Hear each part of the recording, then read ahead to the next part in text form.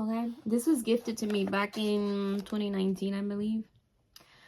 This is so key. Hear what this says. Don't give it to your children, the thing that was given to you. Whew.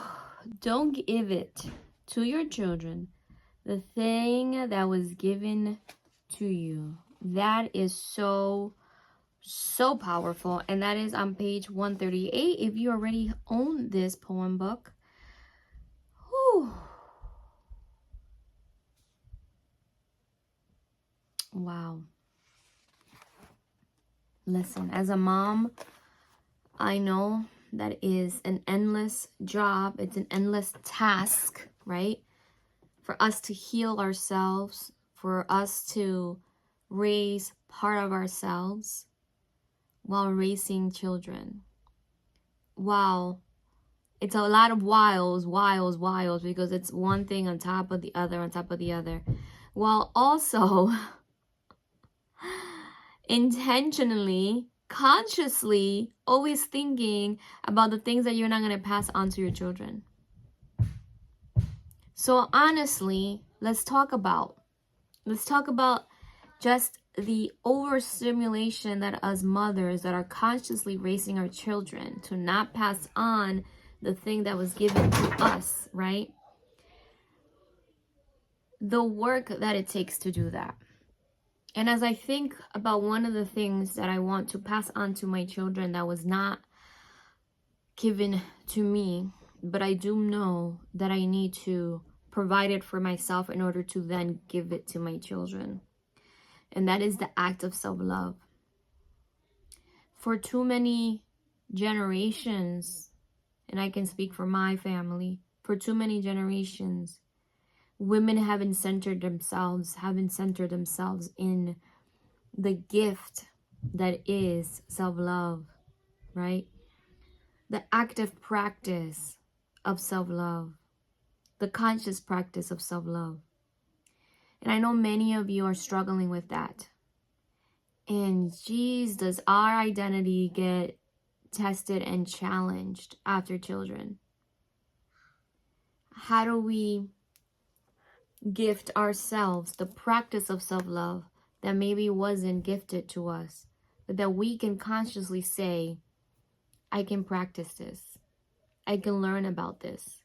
I can do more. Okay? I can do more. This is in real time. I'm not stopping the video. My lighting is not doing the lighting that it needs to be doing, okay? So, self-love, y'all. That definitely needs a bold tap because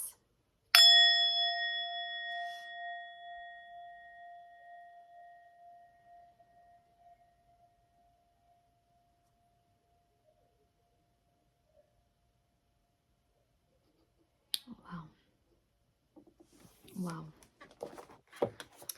When I create products for my store, I create them with the intention of bringing to you things that are meaningful, things that you might not know you need, but that I know we need as moms, as women of color, as entrepreneurs, as working women who are also entrepreneurial, as women who are leaders out here in the world, head of households, women who are leading in whatever space they're at. Are we not thinking about ourselves enough? Are we maybe putting ourselves in the back as a last thought? Okay. Are we not practicing self-love? Do we even know what that looks like for us? And that's why I created this journal, this self-love journal, and I was very intentional about the color. This apricot orange tone is a powerful color. It's a color that communicates empowerment, that communicates, girl, you got this. Okay? Listen to this. I deserve to love who I am and unconditionally. I deserve to love who I am. And let's be very clear, there are many things that we are all working on. We are lifelong learners. We are here in this world to think for ourselves, to engage in learning, to educate ourselves, to love ourselves, to love others, to share the world in kindness. Okay? This journal right here, it's a big journal. It's about, I believe this is an 8x11 measurement. And the reason I did that is because if you look at my other journal, this is a planner, but my journal, my 30-day confidence journal, it's also this size. Look at this. Okay? And the reason I did this is because I want you to love on yourself big. Okay? Practice self-love in big ways. This is, I didn't number these. I am beautiful inside and out. Something that I love about myself. And then there's a thing for you to write in. Did I take enough time for me today? How can I create more time for myself? All the things I did today that were great. Today's self-care plan for my body, mind, and soul. Today, as I'm recording this, is a Sunday. I am reminded again not to wait till Sunday to practice self-care, right? Mind, soul, and spirit. And this is what the pages look like, okay? As you can see, there's a lot of space to write in. Listen, every day. For example, today I choose love. Today's positive affirmation. Some false negative thoughts that I had about myself today. How can I release and let go of these thoughts? And I want to forgive myself for. Listen, self-forgiveness is something that we all must practice. And let's be honest about it. Let's be honest about the things that we have not forgiven ourselves about. Okay? And let's not hold on to it. Let's not hold on to it. Okay? Listen, this is a daily work. This is a daily work. And this journal allows you to do that on a daily. There might be 60 or 90 days worth of daily writings in here. And at the end, there's other additional journaling prompts. For example, what flaws and mistakes do you need to forgive yourself for? What self-care activities bring you feelings of joy and calm? What does your support system currently look like? And how can you strengthen it? Write down 5 things you're grateful for. When you're having a bad day, what's one thing that consistently cheers you up? And write down 5 positive things you can say to yourself when negative self-talk starts to creep in. This is, listen. And then there's some journals. Oh, there's write a positive letter of advice to yourself. To your future self, girl. So if you were to see your future self, what do you think? What advice would you be sharing with her right now? Huh? Ladies, this is an amazing. Look at this. So cute.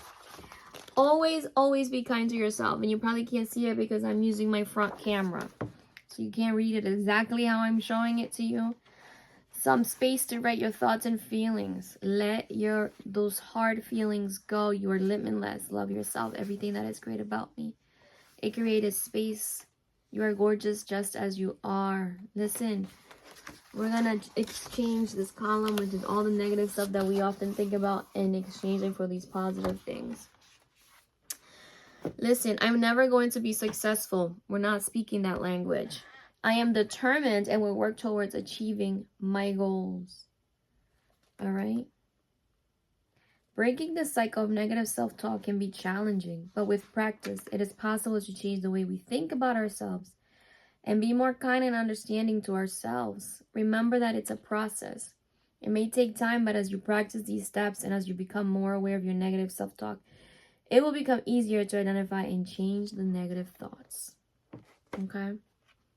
I'm going to leave the link below in this video so that you today can take an action towards practicing more self-love, so that you can start being more intentional, so you can consciously practice self-love, so you can pass that on to your children. And of course, this is not limited to moms.